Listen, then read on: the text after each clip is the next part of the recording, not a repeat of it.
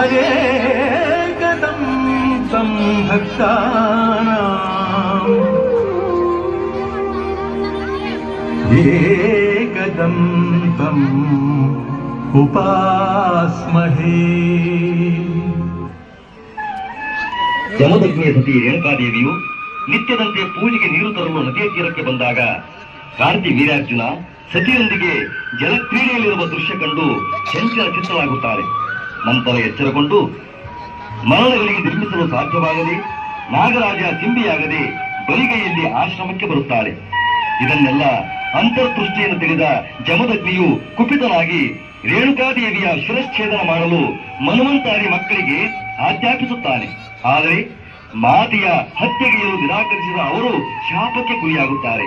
ಆಗ ಜಮದಗ್ನಿಯು, ಈ ಜಮದಗ್ನಿಯ ನಿರ್ಧಾರ ಬದಲಾಯಿಸಲು ಹರಿಹರ ಬ್ರಹ್ಮಾದಿಗಳಿಂದಲೂ ಸಾಧ್ಯವಿಲ್ಲ. ಈ ಪತಿದ್ರೋಹಿಗೆ ತಕ್ಕ ಶಿಕ್ಷೆಯಾಗಲೇಬೇಕು. ಪಿತೃವಾಕ್ಯ ಪರಿಪಾಲನೆಗೆ ಪರಶುರಾಮನೇ ಸರಿ. ಗಂಡು ಗೊರಲಿಯ ಗಂಡ ಭಾರ್ಗವರಾಮ ಪರಶುರಾಮ ಬಂದೆ ತಂದೆ ಬಂದೆ.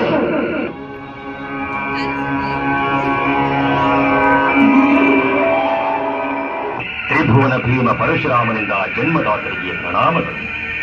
ನನ್ನನ್ನು ಕರೆದ ಕಾರಣವೇನು ತಂದೆ? ಭಾರ್ಗವರಾಮ, ಈ ನಿನ್ನ ಜನ್ಮದಾತನ ಆಜ್ಞೆ ಪಾಲಿಸಲು ಸಿದ್ಧನಿರುವೆಯಾ?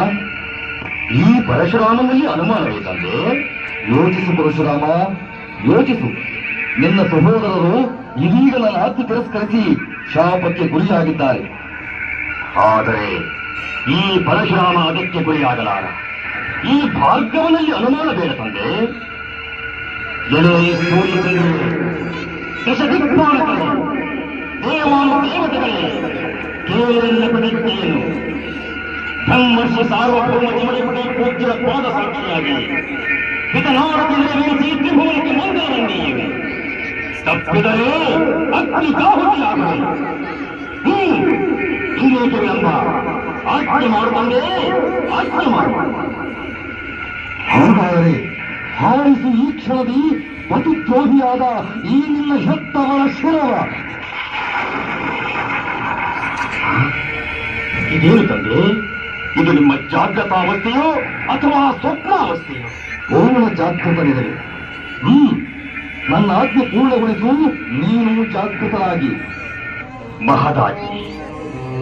ತಾಯೇ, ವಂದಿಸುವನು ಭಾಗ್ಯಹೀನ ಭಾರ್ಗವನು. ಪಿತನಾನತಿಯನ್ನು ಪಾಲಿಸಬೇಕಾಗಿದೆ. ಸಿದ್ಧವಾಗಿರುವೆ ಪರಶುರಾಮ. ಪಿತನಾಜ್ಞೆ ಪಾಲಿಸಿ ಕೀರ್ತಿಶಾಲಿಯಾಗು. ಇದೋ ತಂದೆ, ನಿನ್ನಾಜ್ಞೆಯಂತೆ ಹಾರಿಸುವೆ ಮಾತೆಯ ಶಿರವ.